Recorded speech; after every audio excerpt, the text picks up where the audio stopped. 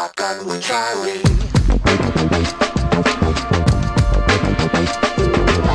Riding shotgun refers to the practice of sitting next to the driver in a moving vehicle. The term riding shotgun came around after the time of the stagecoach, when somebody used to sit next to the driver holding a shotgun, in case they ran into bandits. My name is Charlie Cook, and I drive a lot. I like to talk to people while I'm driving, so I interview people in my car while I'm driving. Welcome to Riding Shotgun with Charlie.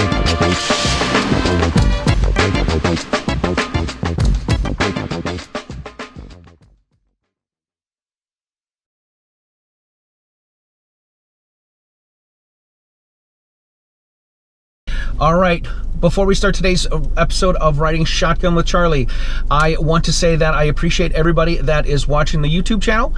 And if you are watching the YouTube channel and you have not subscribed, please do, because that's always good for YouTube stuff. If you would like to help support the show, you can get some Riding Shotgun with Charlie patches and some Riding Shotgun and some Gungram stickers at ridingshotgunwithcharlie.com on the shop page. And you can also, if you'd really like to help the show, you can get some t-shirts and hoodies and mugs there as well. So please check that out and subscribe to the YouTube channel. All right, welcome to this episode of Riding Shotgun with Charlie. Today we are in Dallas, Texas, and we are with one of Tony Simon's favorite gals, friends, not gal friends. Yes, I love Tony. We're with Jerah Hutchins. Jerah, hi. Thank you so much for being on the show. Man, I have been waiting for this. Oh, I've been talking about this for a long time. I know, right? I just try to find a way that I can hang out with chicks. I know. That's all I want to do. But I was like, who is this? Like, who is this Charlie guy? And everybody gets to ride in his car. Right. And I haven't gotten to ride in his car yet. And then I was messaging you, and I'm like, where are you? And you're like, I'm in Massachusetts. And I was like, well, that stinks, because I'm way down in Texas. And then we both find ourselves at the USCCA Expo, and now here we are, driving down 114. I love it. In Dallas. I love it. It's awesome. Spreading the good word about freedom. That's what we're doing. Amen.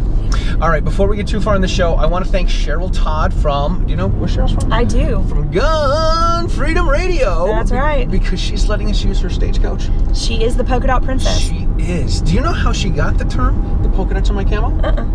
One of my ex-girlfriends. Are you serious? Absolutely.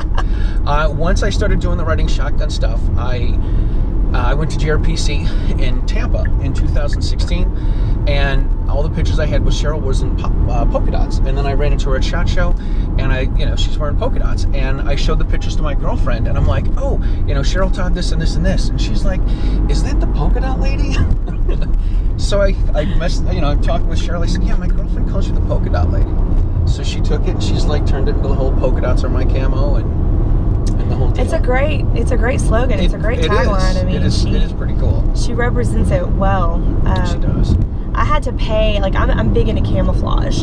Yeah. Anyway, and I had to pay somebody to teach me how to dress, because I'm such a tomboy, and I would just wear ball caps and athletic wear everywhere. And when I started doing speaking engagements, they were like, yeah, you can't wear that. All right, is this a toll room? No. No, because I saw the sign for toll stuff. All right. No, you're fine. Because, see, I like Cheryl, and I want Cheryl to like me, but I don't want to rack up some tolls on her rental car. No, it's fine. All right. So you had to pay someone to teach you how to dress so that you...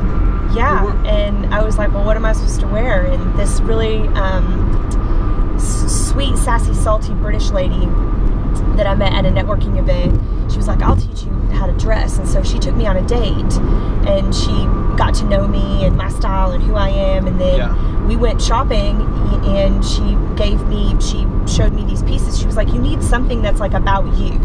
She was like, so you should wear something camo at every speaking engagement, whether it's these earrings or these cute little camo peak toe booties, or this camouflage blazer, or these pants. And it's worked like a charm. Good deal. This is what you pay your... And I feel so much more grown up. Is she what do you call this woman, fashionist? She just called herself a personal stylist. A personal stylist? Yeah, but that should tell you the state of my being at that point. Was, people were like, well, we want to hear what you have to say, but not if you look like that. You should. How are you dressing? You should have some. I would just show up in jeans and a t-shirt, or I would, leggings, I love leggings. People say to me all the time that leggings aren't pants, and I'm like, okay, well, I'll write that down and I'll put it in the back pocket of the jeans I'm not gonna wear.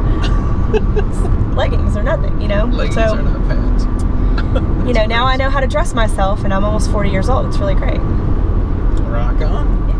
Rock on. So here's some stuff that I love about you. You're always busy, and you always have a glass of booze in your hand. And you always have a glass. Right. Well, don't make me out to be an alcoholic, Charlie. Sometimes there's a cigar in your hand as well. Yes, and I'm like, God, this is why I want to hang out with her. Yeah. I got into cigars probably 20 years ago. I was in the oil and gas business, and I was a field operations manager. And when you're going from shale to shale, and you're having to deal with all these roughnecks and people who are drilling wells and out in the middle of nowhere, like all they want to do is hunt, drink whiskey, and smoke cigars. That's what they want to do. So you learn a lot about that if you want to fit in, right? You know, if you want them to talk to you or acknowledge you in any kind of way. So learned about cigars at a pretty early age. Got into bourbon about probably 6 years ago. I was pretty into craft beer, and then I started to like not be able to fit in my pants anymore. So I stopped drinking beer because I'm like, so I feel like I'm bloated and I feel all gross and so I don't want to say I'm off beer, but yeah, I enjoy a nice craft beer from time to time, but I was like, I need something else that I can get into that's less. So that I'm drinking less of it, so that I can go back and be in my pants again. So got into bourbon, love it.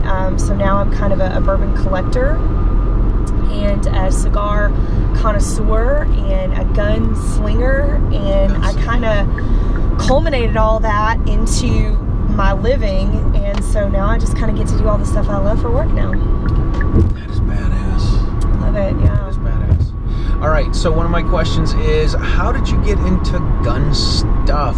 Did you grow up you grew up in Texas? I did. Grew up in East Texas. Okay. My grandfather was an immigrant from Sicily. Loved the Second Amendment.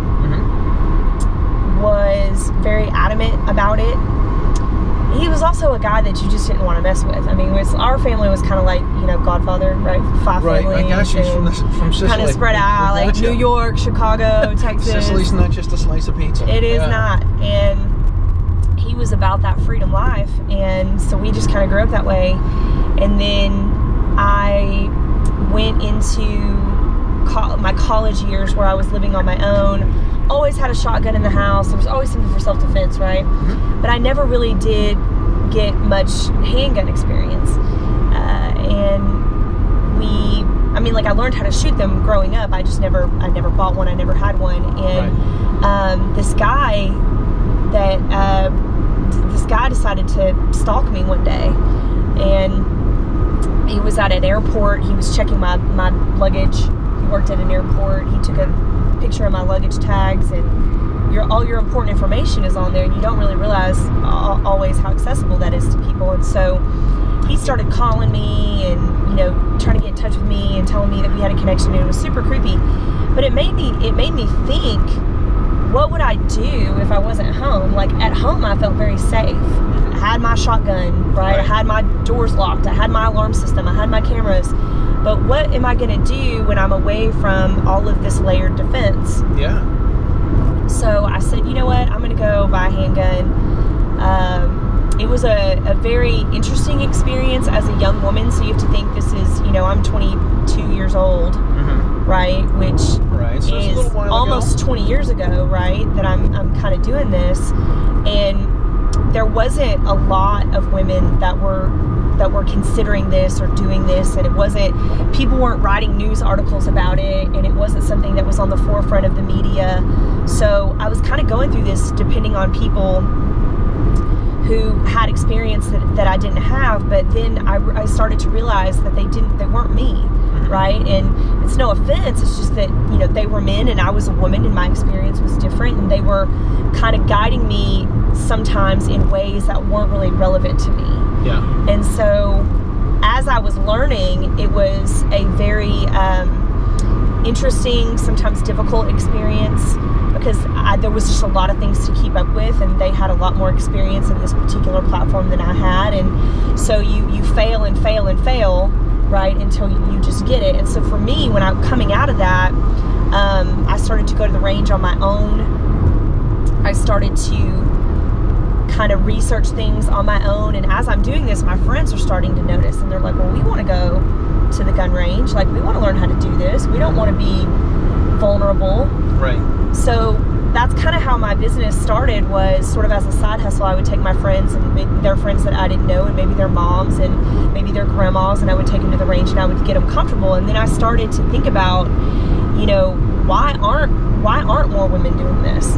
Why aren't more women considering this as part of their lifestyle? Why aren't more women carving out time in their calendar for this? Because it's not really that difficult. It's just something that they don't think about. And also there's an intimidation factor, right? I mean, if you go on the internet and you look up handgun classes in your area, and, you know, again, no offense, but some huge tattooed, bearded dude is going to teach you how to shoot a gun, I don't know if I have enough to be tattooed. I have a couple, but not enough to be tattooed. Yeah. People aren't going to see them, let's put it that way. Right. And so I think at first there's a big intimidation factor there. And so there wasn't with me, because I was like them. They knew me, and then they started telling their people that they knew to trust me. And so there was just a trust factor, and there was a relatability factor there. So the busier I got with that, the less I wanted to work in corporate America. And so in 2018, I went full-time with guns. So been teaching for 12 years, but in 2018, I went full-time. Didn't want to do anything else. And I mean, I have not looked back. I love it. Boom! Boom! That is too cool. That is way too cool. It was a great, man, it's been a great experience to meet women and hear their different stories, but also to be able to shut down these sort of preconceived notions that they have coming into it, and also be able to, if I'm frank, tell them a lot of things that their husbands and dads are telling them that are just wrong, you know, about what the likely outcome would be of some things, right? Mindset is very important. And I think that sometimes men, especially when they're teaching women, they can let ego get in the way of some things. And then also you have to think about, you know, the general consensus, especially in the Second Amendment community, is that husbands shouldn't teach their wives how to shoot. Right. And I think there's really some truth to that, a lot of truth actually, with some exceptions obviously. But I think that husbands are too involved in the outcome of it. Right? They have too much investment in the outcome, right? They love their wife. They want their wife to be safe. And so that can equate to frustration if they are not picking up the fundamentals of this as quickly as the husband would like. And so you almost have to farm that out to a third party that you can trust, that's more relatable, that's maybe a little more patient, that's looking at it as more of a business thing, right? And their outcome of this isn't as important to me as the husband. It's important to me, don't get me wrong, but the husband is like, literally, this is life or death, and I want you to be able to protect our children and all this.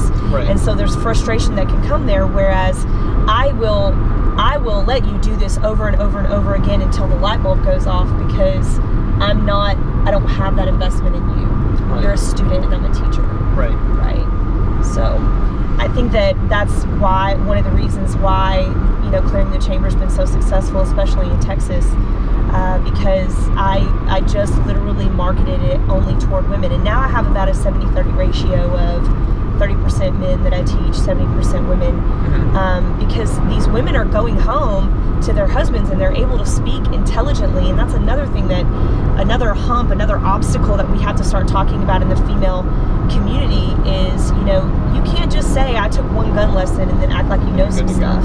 You know, you have to be able to speak intelligently and articulately about this, or nobody is going to take you seriously, especially legislators and people who have the power to potentially affect your gun rights, right? So you can't just go up there and say, I'm a mom, I should have a gun, even though you should be able to do that. Right. They want to know a little bit more. They want to try to understand it a little bit better. And so we need women that can talk about this. And what I love seeing are women that go home to their husbands and say, hey, remember what you used to say about how to shoot this gun or what this could do or whatever? Here's what I learned. And people are starting to have conversations in their marriages about this, and that's a good thing. It's a really good thing. And then I'll have some husbands that call me and go, you know what, you said something to my wife and it was really interesting and I want to know more about that, because there are a lot of men that have never really had a lot of formal gun training. They may have grown up around guns, they may have hunted, but they're like, I didn't know that, or I didn't understand that part of the nomenclature of a firearm, so maybe I should come and take a lesson too, and maybe we should make this a family affair. And I love that. That's cool. There is a gap of people that grew up around guns, grew up hunting and shooting and all that, but the guys that hunt aren't necessarily self-defense guys. Right, and it's different. It is, and growing up and you know, shooting squirrels in the backyard, whatever, going duck hunting is not the same as carrying a gun for self-defense. It's not, and we have preconceived notions that we, in scenarios, right? We can look at a scenario that happens on the news or in current events or in social media, and we can say, oh, well, I would have this, that, or the other. But you don't really know until you're there. And so this wave of scenario-based training that's kind of coming into effect, and it's not difficult to do. I do classes with moms all the time, scenario-based classes with like airsoft pistols. And we dive into what would you really do if someone was threatening your child or you or your family or your husband, you know, and we have to think about that too, because, you know, in society since the dawn of time, men have always been natural protectors, right? That's what you're groomed and raised to do, is take care of women, take care of children, protect them, make sure nothing happens to them, right? But really, the reality of this is that women are actually the people, for the most part, who are with the children the most. So statistically, the protector of the child would more likely be the woman. And so again, this burden falls on women, and I don't think that enough women take it seriously to where they get to the point where they're very tactical and strategic and controlled in this environment, where they're fighting against the panic in order to be able to get the thing done. And we have to have more women and moms that do that. So crazy statistic in Texas, and I don't know about other states, but in Texas, we just passed constitutional carry effective September 1st of this year. Yep. But before, we had a license to carry program. Only about 5% of the entire Texas population even had a license to carry. But we have over 50% of the population that owns a firearm of some kind. Okay, so the program in and of itself didn't work, but even but with that 5% or so, only 2.4% of the 5% polled said that they carried every day, right? So we have a fraction of the 5% that actually utilize this right every single day. And a lot of people just carry in their cars, and they'll get out of their car and they'll go to the mall, and the mall gets shot up, and they're like, oh, I wish I carried my gun in here, you know? Right. So, but we have to also think about how many of the 2.4% are women. How many women are literally getting up in the morning and going, okay, well, I'm ready to go to work now. I've got my wallet and my keys and my phone and my laptop and my gun. Like, they're forgetting the gun part, right? And so that's the question that I have, is it's a fraction of the fraction of the fraction that are women that carry every day, and yet we are the softest targets, and yet we are the ones burdened with more protection of the children. And so why is this a thing, right? It should be more women should be doing this. Like, more women should be going, I'm sorry, I can't do brunch this Sunday, gal. I got to go practice with my gun. You know, more women should be sitting down with their children and going, hey, let me tell you a little bit about self-defense. Let me teach you some things about situational awareness. Let me, you know, and I had a girl from Texas Tech that came to take some classes with me. She drove in from Lubbock. And I said, so, like, tell me where you are, like, tell me where we need to begin. And she goes, I'll tell you the most frustrating thing is our parents, and she's 19 years old. She's like, our parents tell us to be careful, but they never tell us how. And that sat with me. Right. You know, that resonated with me. And so now I take this to the moms and the dads that come and take my classes, or when I go and do speaking engagements, I'm like, if you're bringing a kid, a life into this world, you're obligated to protect it. You can do whatever you want with yourself. If you wanted to walk around, no gun, no knife, no situational awareness, your life, you can do whatever you want. But now you've brought this other life into the world that you're responsible for in every way, and yet you're doing nothing to give yourself your best chance. And I believe that children deserve moms and dads who are doing everything that they possibly can to be as good as they can possibly be to defend the people that can't defend themselves. And I think that that's what kids deserve. Yeah. I didn't grow up in, I wasn't a gun guy growing up. I didn't get into it until I had a kid. And that's when I was like, I got this little guy that I have to take care of. I need to be able to protect him. I need to raise him. I need to be able to protect him. I need to be able to protect me so I can raise him. And that's kind of how things started for me.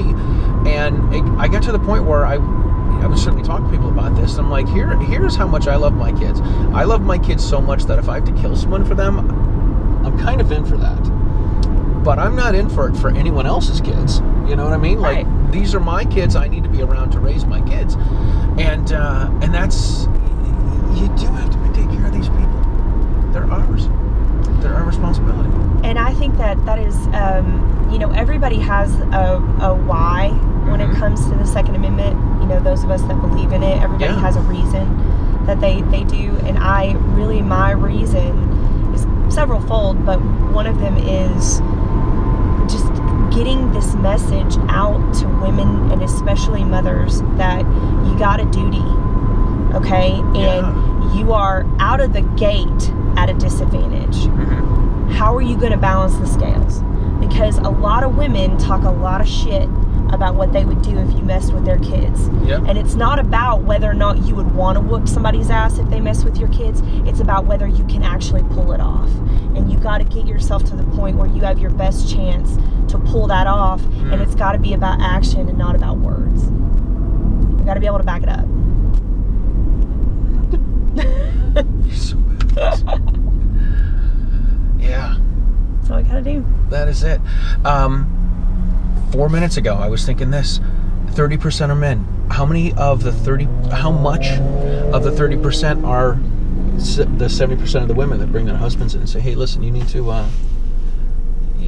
get in there, take a class with Jerah"? Yeah, almost all of my male clientele are somehow connected to my female clientele, whether it's their husbands, dads, brothers, nephews, sons. I teach some youth too. I do a lot of classes for homeschool. So Texas has a really cool homeschool program. Like, you can kind of just do what you want. And there's a homeschool group in this area that they come to me. We do a 6-week course. They use it. I think they mark it under physical education. And kids come and learn how to shoot, and the kids come in, and the parents will bring, I have guns that the kids can use, but a lot of times the parents want to bring the house guns so that the kids are familiar with the house guns, because in Texas the law states that a child can, even if you're considered a minor and you shouldn't be in possession of a gun, or you can't carry one on your body, rather, but you can still act in self-defense with a firearm for a third party. So the law says you can do that, and so the parents are like, well, it would make sense for us to just teach our kids about the guns we have in the house. That way they're familiar with them. Absolutely. And that's good. But you get them at a young age where you can sort of be there to curb the fear, and it doesn't become a thing they're scared of into adulthood. It's amazing. And then as a byproduct, when we teach kids about firearms, all these other really great attributes of a human being come into play, right? Accountability, responsibility, safety, and you could teach, moms are like, well, when should I start teaching my kids? I'm like, girl, get them a Nerf gun when they're 3 and start teaching them about trigger discipline and muzzle awareness. Easy peasy. And then by the time they're 14 or 13 and they start learning, they got 10 years of safety rules under their belt, and they're less likely to make any kind of egregious mistake. That's the best part. Cool. Boys too, get them in on these Nerf guns, man. Get them these little airsoft, pistols, and throw rules around them. My when my kids were young, the gun safety rule was this: don't shoot anybody. And the Nerf gun safety for my son was, all right, if your buddies are up and you're having a Nerf gun fight, shoot the crap out of your buddies. Don't shoot your sister if she's not in the Nerf gun fight. Right? She is not the one. Right, she's not. But if she was in the Nerf gun fight, then I'd say, all right, listen, sweetheart, just because you're out of ammunition doesn't mean you can quit and then pick up your ammo. Like, you've got to grab your ammo, you got to load behind the chair, and then you got to shoot. You got to understand concealment versus cover. Right. You know, we've got to get there. Absolutely. Absolutely. Hilarious. Yeah, you got to. And my kids are 18 and 20, and still at 18 and 20, I do the gun gram videos every year. Yeah. Right, for Christmas. I'm trying to eliminate the family Christmas photo cards. So for the last 6 years, we go out at Christmas time, and I pick a song I'm going to play on the trumpet, and my daughter shoots the Walther P22. I shoot my Glock 19. My son shoots the AR. I figure out who's going to shoot. You know, when we're going to shoot. We have a verbal practice of this, where I play the song or sing the song and have them say bang when they're supposed to shoot. At 18 and 20, I'm like, all right, what's the safety rules? Dad, do we have to? Yep. Safe direction, finger off the trigger, check to see if it's loaded. Cool. How do you check this gun? You check here, you check here. Where's the safety? Here. Where's the mag release? Here. Okay, cool. You're good to go. And then I still carry the magazines out to the range to film the video. I give them the magazines. They load everything up. More times than I'd like to admit, the safety stays on. So we play a couple of bars. My son goes to shoot and gets a click. I'm like, all right. Let me go back, get a couple more rounds. Take two. Right. Come on, bud. I hear you on that. So it's you know, it becomes a thing, and then of course the kids all seem like it's a big deal. Mm-hmm. Oh, do we have to? Yes, we do. So you got to keep in with the fundamentals, though. You can't get complacent with that, and you really can't. Yep. I used to when I first got into it, I was like, okay, well, you know, we all get the safety rules, and you take a class in place, and I'm like, all right, here's the safety rules. I'm like, do we really need to go through this? Yep. And then I started to realize, yes, we do. And over the summer, I did a MAG 40 class with Mass, and I think we had 2 hours of a safety briefing. Oh yeah. Some of them can get pretty breathy. It was intense, absolutely, but it was really cool. That's awesome. All right, you have a lot of other stuff that you keep yourself busy as well. I love that you were telling me you're in the Texas Guard? Yes, Texas State Guard. Texas State Guard. So Texas has a State Guard and a National Guard. We are one of, I think, 20 or 22 states that have that. So we belong to Texas.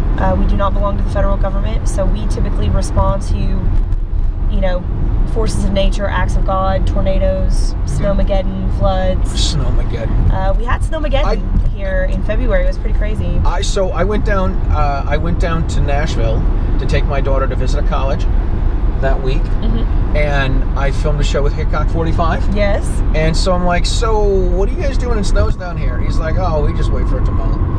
I'm like, dude, it's not melting. Yeah. We've never, I've seen that, the kind of snow, it was in negative temperatures here, which hardly ever happens. I mean, we get a couple of good freezes in Texas, but that's about it. Yeah. Especially here in the DFW area and south of us. But that was crazy. It was like, I remember looking at my temperature on my phone, it was -6.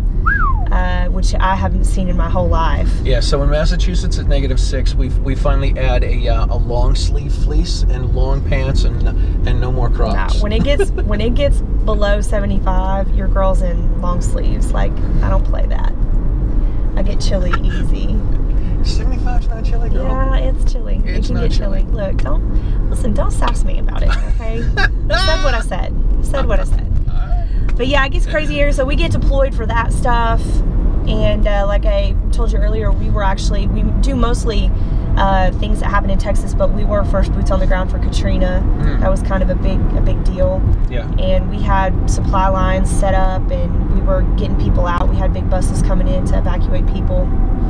So we typically respond to that, but I'm in a special security unit for that, so we protect supply lines and supplement security. So that's a really fun job. And then I'm a master trainer, so I go around to the battalions and train them on different things. That's cool. Medical. How long have you been involved with that? Because Katrina was a while ago.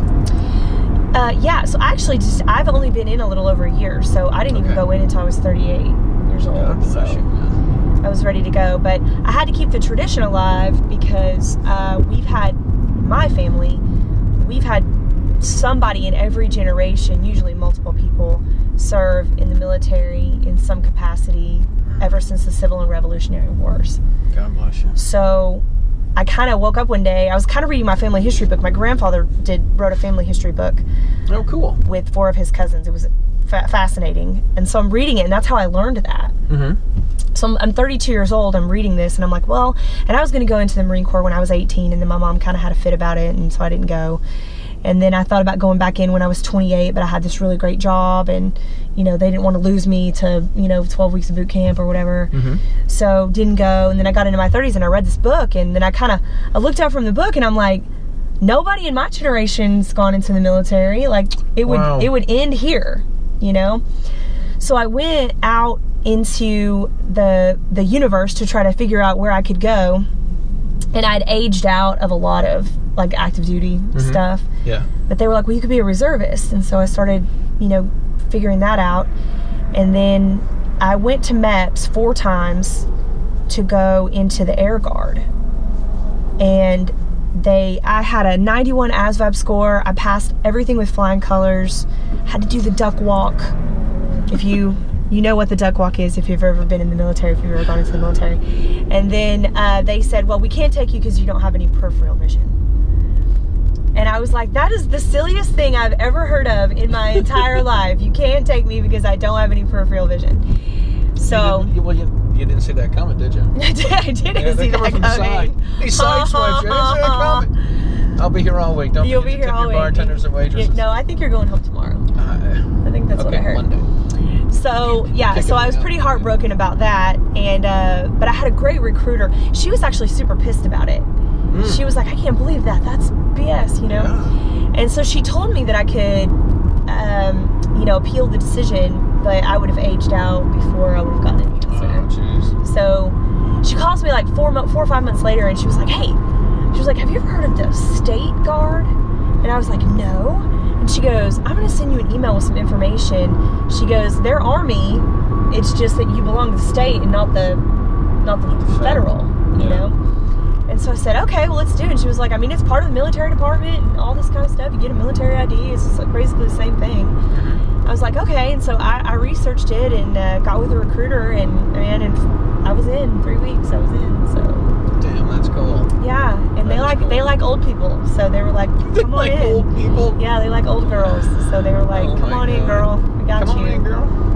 It was like, no problem. That is too cool. And I love it. I love the people that I work with.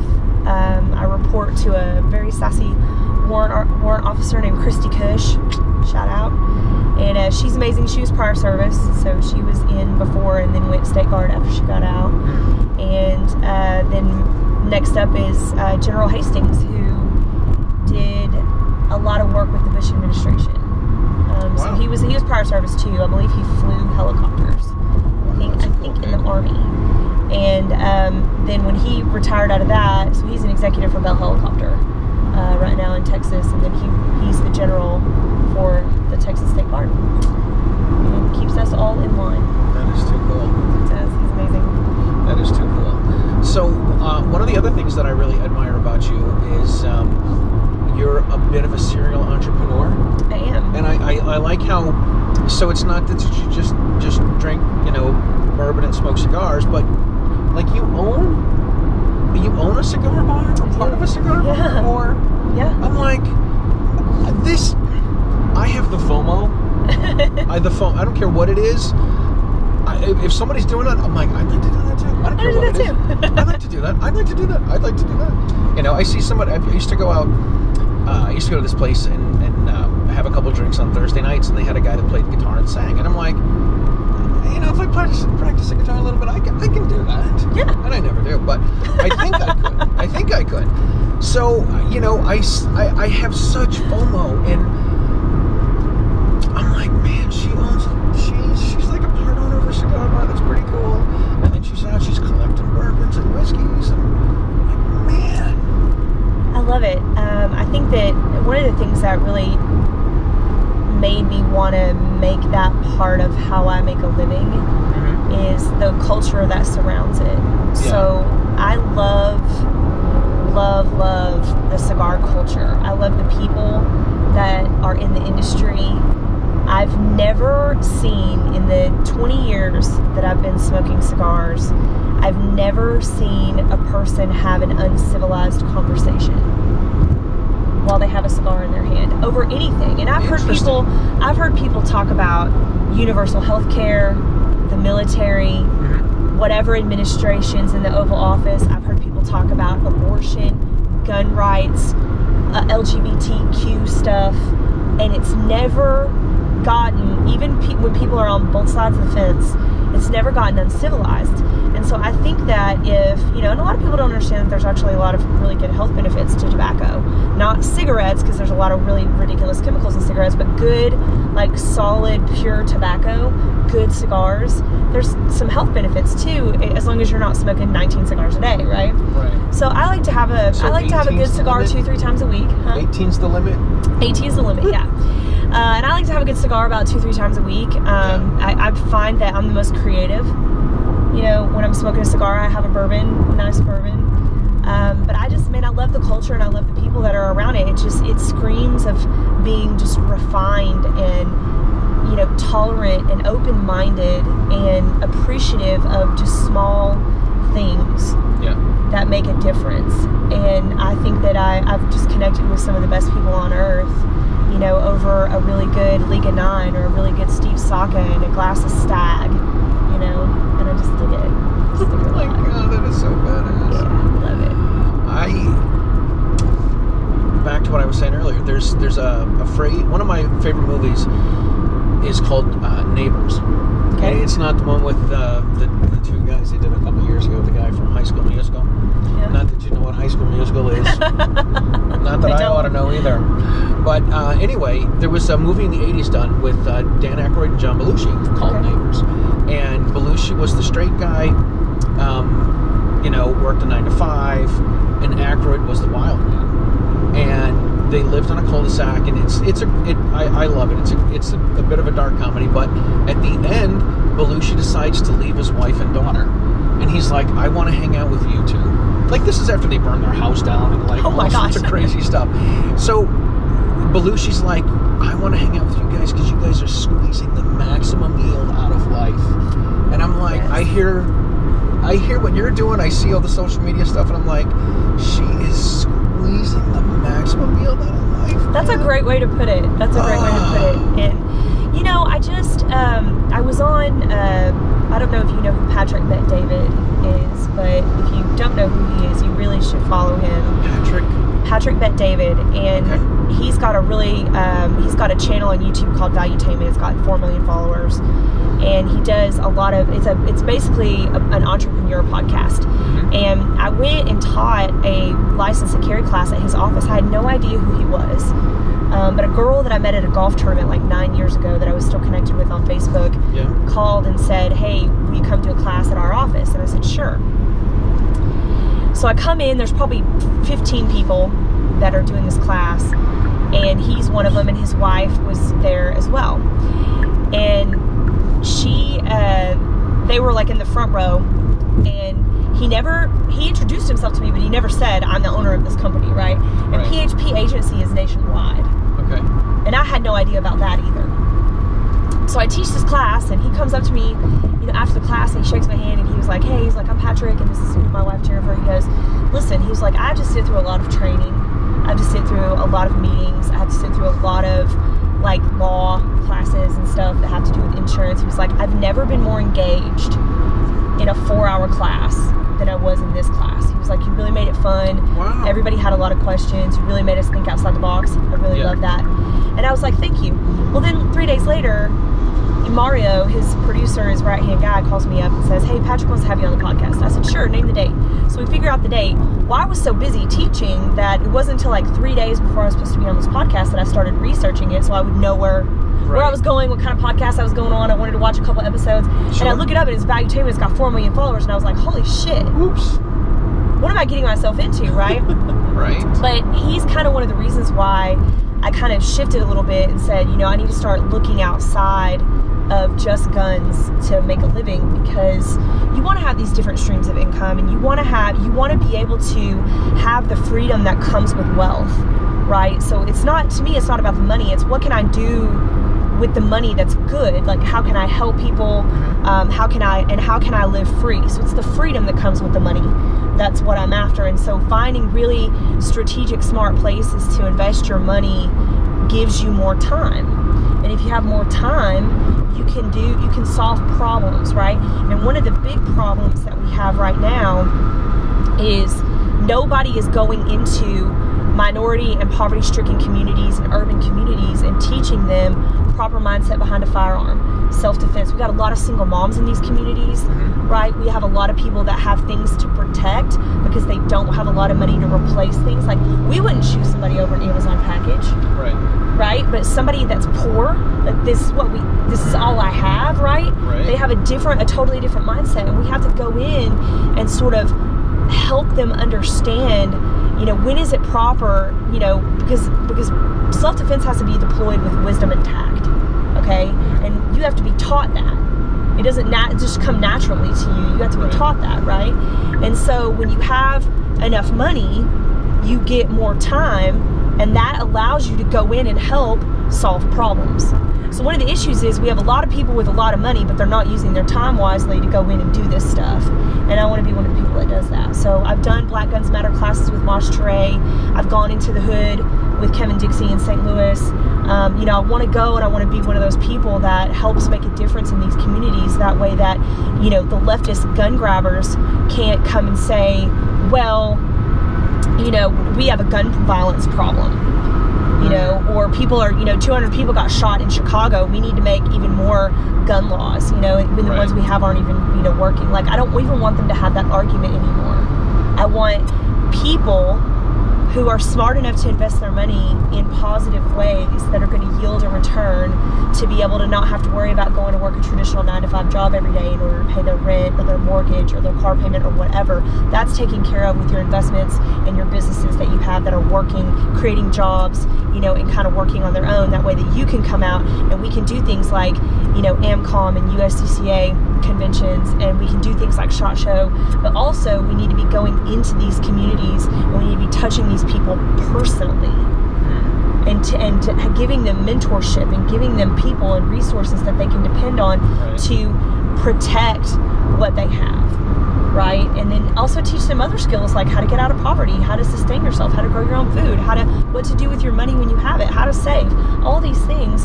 And I really credit Patrick Bet-David for allowing me to be on his podcast, get to know him. I follow him now. I'm listening to the things that he's saying because he really kind of created this empire. And that's one of the things that he's doing is he's teaching people, hey, come be self-sustaining, right? And more importantly, chase wealth so that governments can't control you. Call that FU money. That's right.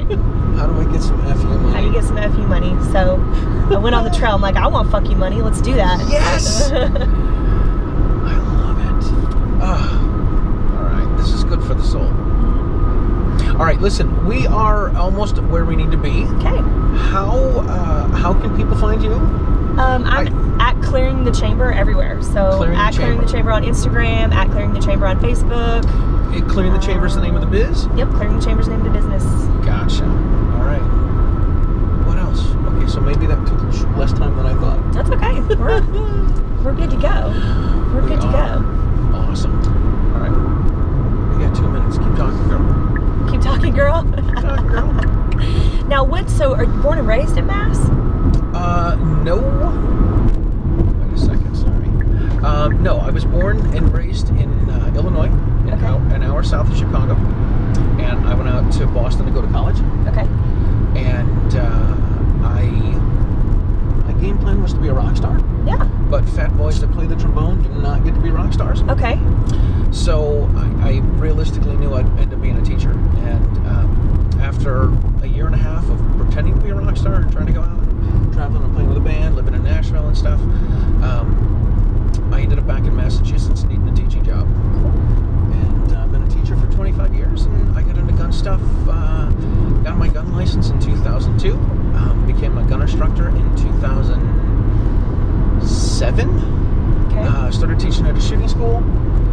Teaching at a little bit of the entrepreneur thing, which is why I love hearing about it from you. Is I would go to this particular shooting school, and I would stand up and I would do my, teach the class for 4 hours. Everybody paid $100, and I made $150, $125 after taxes. And I'm like, I just brought in $2,000 for the boss. How do I bring in $2,000 for Charlie? For Charlie. Yeah. So that's led to a friend of mine saying, hey, you should teach classes on your own. So I'm like, what do I need to do? Well, I love the music part of, because I didn't really realize that you were a musician. My dad was a musician. Yeah. Growing up, and then during a couple of my college age years, we were actually in a blues band together, and our claim to fame was we got to open for B.B. King at B.B. King's in Memphis. No. Top 5 laugh experiences ever. That is too cool. I may have spent a night drunk at B.B. King's in Memphis. Man, it's a cool joint. I dig it. But he was so cool. Tracy Chapman was there. Wow. So we got to hang out with her, and just, man, one of the nicest. I actually shed a tear when he passed away, because just getting to meet him and interact and just have him touch just a part of your soul makes you a different human. Oh, absolutely. And seeing someone, because when you meet your heroes and they're dicks, you're like, God, that's so disappointing. But when you meet your heroes and they're amazing, and you can go, I want to be like that. I want to be that approachable and that accessible to my fans. If you ever get that high in life, where nobody can ever say that B.B. King wasn't just a solid human. So, all right. So, I got a couple of fun stories. I tell people that I'm the only gun instructor they're going to have, but I guess you now kick me out of that position. I'm the only gun instructor that people have that I've opened up for Dolly Parton. I opened up for Ray Charles. Oh, right. And I played, I got to be careful how I say this, I played with Meatloaf. Right? You do have to be careful how you say that. I'm like, why are you playing with your food? No. The band I was in, we ended up, Meatloaf's daughter hired us to play at her wedding. Yeah. That's so neat. So completely, completely different. That guy's very talented. Yeah. It was really cool. Unfortunately, this was before cell phones. And so there's no picture evidence that Meatloaf and Rita, the woman that sang Paradise by the Dashboard Lights, they came up and did a 10-minute version of Mustang Sally with us. Oh, so great. Which was so cool. So cool.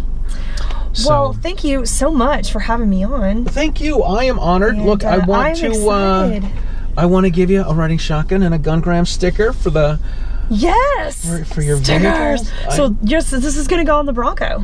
I love it. We're going to do it right now. We're going to put it on the Bronco right now. Awesome. All right, so people can find you at Clearing the Chamber. Yep.